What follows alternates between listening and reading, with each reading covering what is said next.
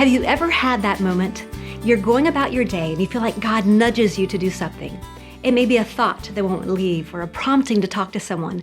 And it's easy to brush those off, but what we may not realize is that in that moment, it could be God orchestrating a divine appointment. Hey friends, Donna Amadon here, and we're in a series called Come and See, how your story can lead others to faith. And today we'll look at an incredible story in the Bible where someone receives a directive from God and follows it. In Acts chapter 8, we see Philip, and at this point, he had been ministering in Samaria, but God interrupts his ministry there, and an angel tells him to go south toward Gaza. And on the way, Philip sees a man riding in a chariot. Let's look at how the text describes him.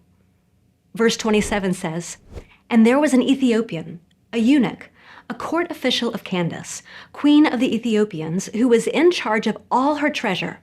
He had come to Jerusalem to worship." Now, this eunuch wasn't any traveler. He was something like the CFO to the Queen of Ethiopia. He was wealthy and powerful and successful. And did you notice the text says that he had come to Jerusalem to worship? So despite this man's success, he was searching, and God sees the hunger. What happens next? Verse 29 says, "And the Spirit said to Philip, 'Go over and join this chariot.'" Now picture it. Philip had been walking miles on this dusty desert road. He sees the chariot. The Spirit says go, and Philip literally runs to catch up with it. And as Philip gets closer, he realizes the eunuch is not scrolling on his phone. He is reading from the Old Testament book of Isaiah. Now, catch what Philip does next.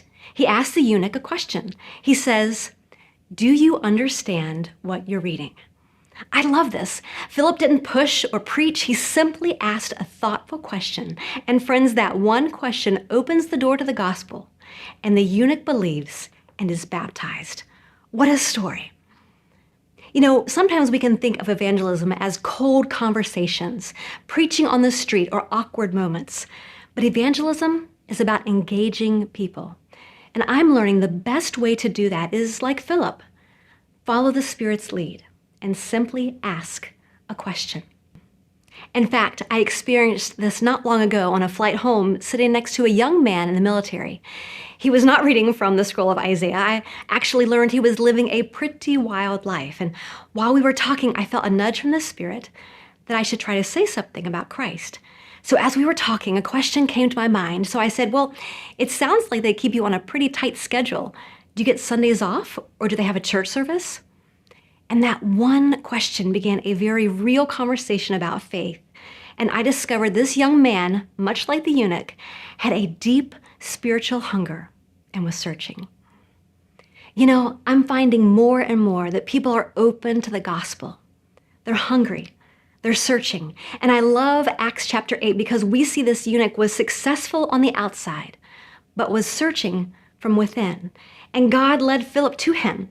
And from this, we can trust that when God nudges us to engage with someone, that someone may be like the eunuch on the chariot, or the man on the plain, someone searching.